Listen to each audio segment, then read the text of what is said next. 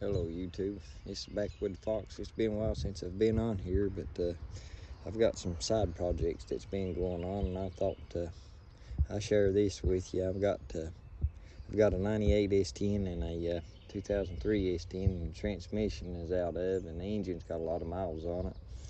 And I bought this one the other day, and the engine and transmission's good in it. And I'll be doing, as you can see, I got some of it already tore down and tore away, getting ready to take it down to the frame and stuff on this one, and keep all the parts that's usable and junk the rest of it. But yeah, I'm gonna pull the engine out of this one, the engine and transmission out of this one, and stick it over in this one, and I'll keep you updated on the progress and stuff of these two. This one here, it'll end up getting another paint job and stuff.